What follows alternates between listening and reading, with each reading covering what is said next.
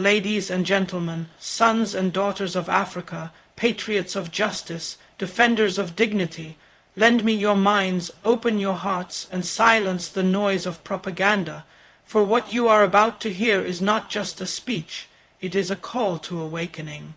It is not merely an address. It is a challenge to the cowardice that has gripped a continent too rich to be poor, too wise to be misled, and too powerful to remain in chains. There comes a time in the life of a people when they must pause, look at their reflection, and ask, not who we are told we are, but who we must become. That time, my brothers and sisters, is now, because the world is not just watching Africa, they are circling it. They do not come with chains of iron anymore. They come with contracts. They do not carry whips anymore. They carry white papers and aid packages. They do not march with soldiers anymore. They come cloaked in investment, diplomacy, and strategic interest. But in the midst of this deception, one voice is rising, not from the skyscrapers of the West, but from the dust of Burkina Faso. One man stands not as a puppet of empires, but as a son of the soil, fearless, unshaken, and unapologetically African.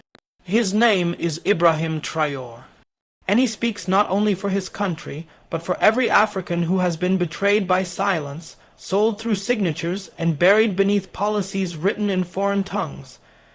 They say that history is written by the victors, but in Africa, history has been buried by the thieves, those who came with smiles and left with gold, those who came with crosses and left with control, those who spoke of civilization, while planting chains in our soil, those who shook our hands while stealing our sovereignty.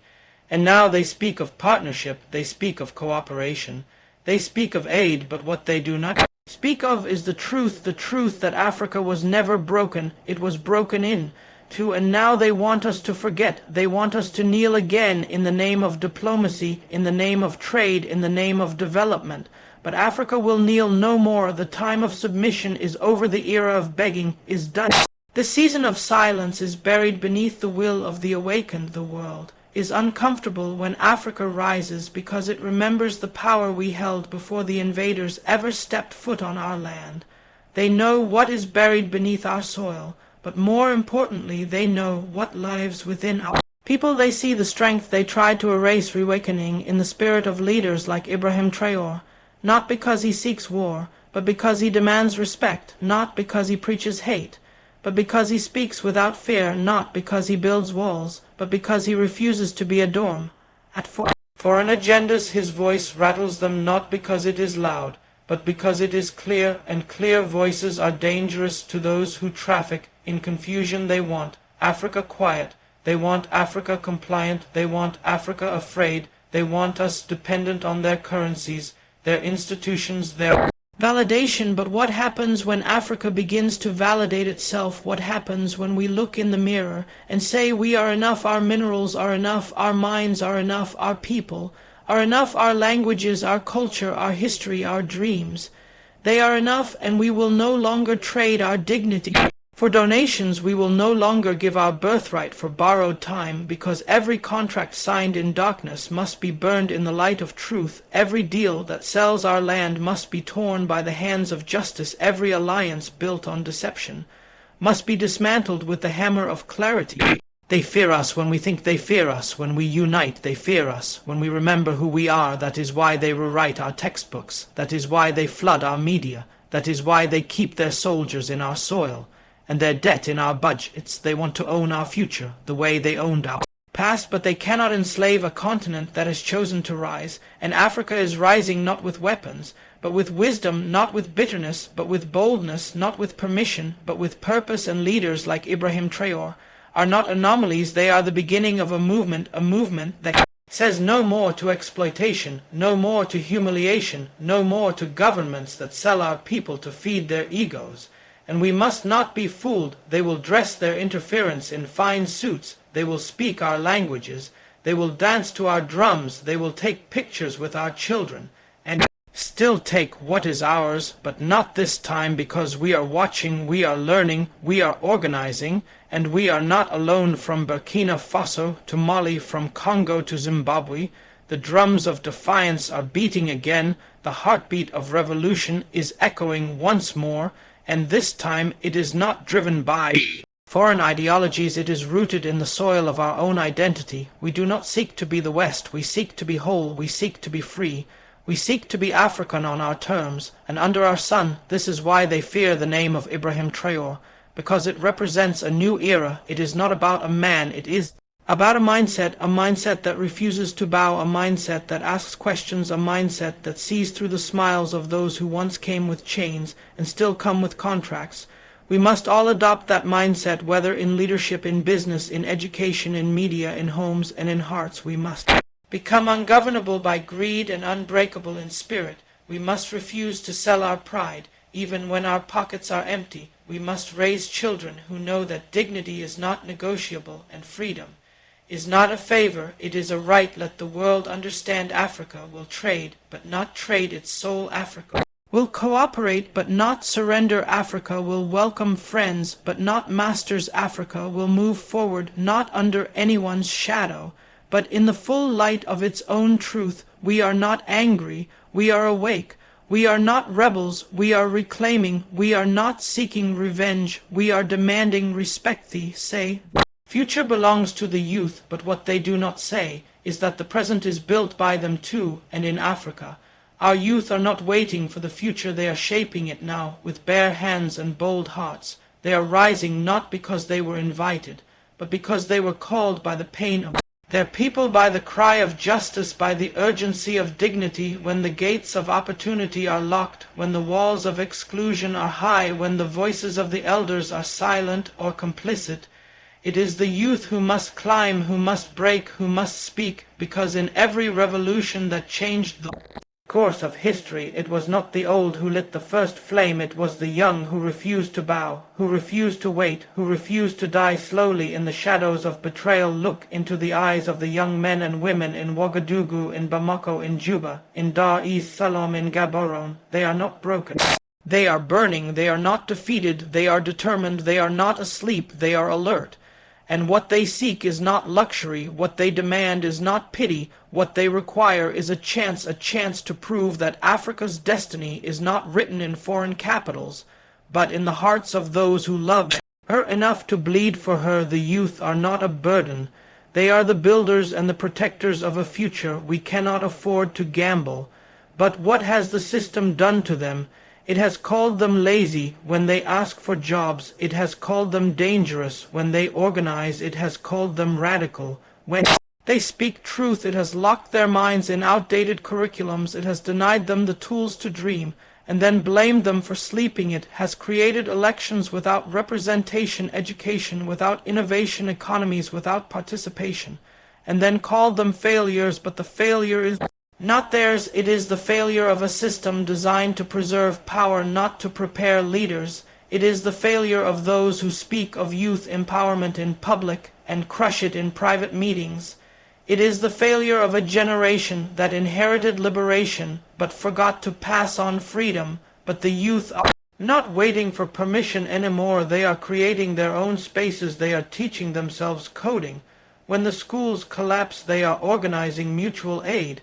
When the government is missing, they are building apps with no funding, selling goods with no shops, and fighting for justice with no weapons. They are entrepreneurs, artists, activists, thinkers, farmers, healers, and warriors, not in title, but in action. And every day that the system ignores them is a day the system weakens, because you cannot lock out the wind, you cannot ban the tide, and you cannot silence a generation that has tasted the truth. We must now ask ourselves, what legacy are we leaving behind? Is it one of fear or one of faith?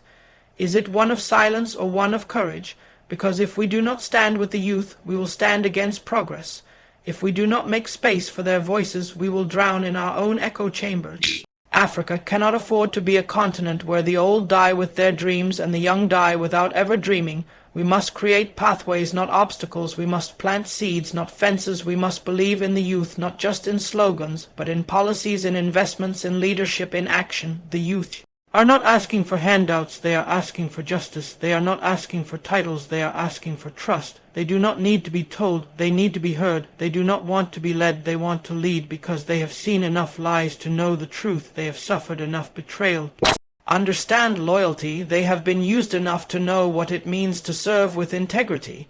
And when the youth lead, they will not repeat the mistakes of the past. They will carry the wisdom of struggle, the fire of sacrifice, and the clarity of purpose. We must teach them to lead with courage, not with greed, to speak with clarity, not with fear, to stand for truth, not for applause. We must remind them that Africa is theirs not just by birth, but by responsibility. They are not inheritors of failure. They are custodians of possibility. And every time we doubt them, we feed the narrative of hopelessness. But every time we trust them, we ignite a revolution of hope. This is why they fear the youth, they fear their unity, they fear their intelligence, they fear their energy, they fear their honesty, because these are the ingredients of transformation. These are the pillars of a new Africa, an Africa that does not ask what can the world do for me, but what can I do for my people in Africa, that does not imitate the oppressor, but reclaims its soul in Africa, that is not led by shadows, but by those who walk in the light. So to the youth of Africa, your time is not coming, your time is now, and we will no longer whisper your names, we will shout them. We will no longer hide your stories, we will write them in stone. And we will no longer watch you rise alone. We will rise with youth. Tell us that sovereignty is a word found in books, but not in practice. They shake our hands in public, but in private they sign contracts that bleed our land. They smile in summits while their boots trample our dignity. They speak of partnership while their corporations loot our minerals. Their bases occupy our soil, and their banks enslave our economies. But sovereignty is not a gift, it is a right. It is not a slogan, it is a stance. It is not a theory, it is a practice. And a people who do not protect their sovereignty are a people on sale. Every handshake made in the name of peace that denies us our control is a silent war. Every agreement signed in the shadows is a betrayal of generations unborn. And we must declare boldly and clearly that Africa is not for sale, not in gold, not in oil, not in votes, not in land, not in silence. There was a time when they brought chains, now they bring contracts. But the aim is the same: to control, to dominate, to dictate, to own. They no longer carry whips, they carry briefcases. They no longer plant flags, they plant debt. And the chains are no longer around our wrists, they are wrapped around our budgets and tied around our policies. But we see through the disguise. Sovereignty means we control our resources, we guard our airspace, we protect our culture, we decide our future. It means we can say no without fear and yes without compromise. It means we are not governed by fear or favors, but by the will of our people, by the laws we write, and the dreams we own. How can a people be free when they need permission to feed themselves? How can a continent claim independence when its decisions are made in foreign boardrooms? How can we speak of liberty when our currency is printed in another land, when our education is shaped by another tongue, when our food depends on ships from strangers? Sovereignty must be complete, not symbolic. It must be lived, not spoken. It must be fierce, not decorative. That is why we must rise to reclaim it, not from invaders, but from the systems that kept us asleep. We must reject aid that poisons, we must question partnerships that cripple, and we must break alliances that silence our voice in exchange for short-term peace. There are those who will say you are being too radical. They will say you are endangering progress. They will call you unstable. They will call you a threat. But what they really mean is that you are no longer obedient. They mean that you are no longer selling your soil for speeches. You are no longer kneeling before empty promises.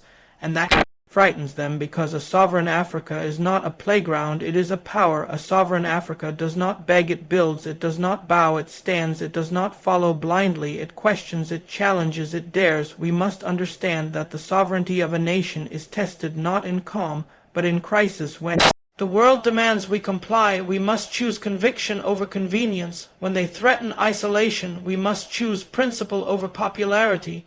When they dangle money, we must choose dignity over dependence, because real sovereignty is expensive. It demands sacrifice, it demands struggle, it demands Clarity, it means walking alone if you must, but walking upright. And when a nation defends its sovereignty, it inspires others, it becomes a light in a dark corridor, it becomes a mountain in a valley of compromise. When you look at the nations that are feared in this world, they are not feared because they are violent, they are feared because they are sovereign, because they decide for themselves, because they protect what is theirs, and because they do not tremble at the voice of foreign interests. Africa must become that. Africa must learn to build without begging, to grow without selling, to defend without apology, because every time we trade our sovereignty, we trade our soul. Every time we surrender our authority, we surrender our children's future. And every time we stay silent in the face of foreign control, we write our own obituary. To be sovereign is not to be isolated, it is to be respected. To be sovereign is not to be anti-world, it is to be pro-self, it is to be strong enough to choose your friends without selling your family. It is to trade from a place of strength, not desperation. It is to sit at the table as an equal, not as a servant, and this sovereignty begins in the mind, it begins in the classroom, in the village, in the parliament, in the heart. It begins when we refuse to be ruled by those who do not walk our streets or cry our tears. We must teach our children that to govern oneself is the highest form of dignity. We must build systems that resist foreign pressure and reflect our people's needs, and we must raise leaders who understand that their loyalty belongs not to ambassadors or investors, but to the people who trusted them with power, because a people who do not protect their sovereignty are preparing for their own extinction, and a continent that fears freedom will forever be a slave in its own land. They have always known that Africa divided is Africa defeated. They studied our tribes, our tongues, our histories. They measured the rivers that separated us. They drew lines through our nations and called them borders. They taught us to mistrust our neighbors and fear those who did not speak as we do. They named us Francophone, Anglophone, Lusophone, but they never called us African. And while we argued over languages, they took our gold. While we fought over flags, they took our land. While we debated who should lead, they took the future. And now they still whisper in our ears that unity is dangerous, that Pan-Africanism is outdated, that cooperation is naive. But what they fear is not our weakness, what they fear is our togetherness, because a united Africa is their nightmare, and that is why a united Africa must become our mission. They do not fear our armies, they fear our alliance. They do not fear our minerals, they fear our control over them. They do not fear our cultures, they fear our pride in them. They do not fear our leaders, they fear our people standing behind those leaders with one voice and one purpose. Because when Africa stands together, no empire can divide it, no corporation can buy it, no government can silence it, and no lie can define it. We have seen what division has cost us. It has cost us blood. It has cost us borders. It has cost us billions. It has cost us trust. And if we continue to walk alone, we will continue to fall alone. We must remember that the chains placed on Congo are the same that bind Burkina Faso, the pain in Sudan is the same that bleeds in Niger, and the cries of Mali echo in the villages of Ethiopia. Our struggle may wear different uniforms, but the enemy is always the same: exploitation, disunity, silence, and fear. It is time we rise as one, not as 54 fragmented voices, not as scattered armies, not as isolated economies, but as one people, one force, one future. We must begin to look across borders and see family, not strangers, to hear another language, and feel pride, not suspicion, to see another struggle, and offer strength, not distance, because Africa's liberation will never come from one nation standing. It will come when we all rise together, when we protect each other, when we support each other, when we invest in each other, when we fight for each other, when we believe in each other. Pan-African unity is not a dream, it is a duty. It is not an ideal, it is an insurance. It is not a slogan, it is survival. And yes, unity will cost us. It will cost us ego. It will cost us pride. It will cost us some illusions of superiority, but those are cheap prices to pay for collective dignity. We must break down the artificial borders built by colonizers and build bridges of understanding built by our people. We must connect our markets, align our policies, unite our currencies, synchronize our defense, and harmonize our education, Because the strength of the West lies in their unions, the strength of the East lies in their cooperation, and the weakness of Africa lies in its division. We have every resource except unity. We have every gift except direction. We have every blessing except belief in ourselves. And that must change unity does not mean uniformity. It means purpose. It means respect. It means shared strength. It means we rise not just for ourselves, but for each other. It means that Burkina Faso's courage becomes Ghana's confidence, that Senegal's wisdom becomes Kenya's guide, that South Africa's resilience becomes Somalia's hope, and that the power of one leader becomes the power of one continent. When one speaks, we all listen. When one falls, we all rise to lift him. When one wins, we all celebrate as if it were our own victory, because in a continent so wounded by betrayal, we must become each other's healing. In a continent so scarred by division, we must become each other's strength. And in a continent so robbed by outsiders, we must become each other's defense. We have the mines, we have the minerals, we have the youth, we have the land, we have the history, and we have the right. What we now need is the will to rise above what divides us, the will to see further than our borders, the will protect not only our flags but our future, the will to dream beyond the limitations they placed on us, the will to fight not with each other but for each other, because only when we are united can we write a new story, a story where Africa does not just survive but leads, where Africa does not just resist but inspires, where Africa does not just exist but transforms. So let the world take note, let the enemies of Africa's unity tremble, let the architects of division be warned. The drums of a united Africa are beating again. They are calling not for war but for awakening, not for hatred but for healing, not for isolation but for identity. And those who believe Africa will remain weak have not heard the roar of unity that is now rising across this continent.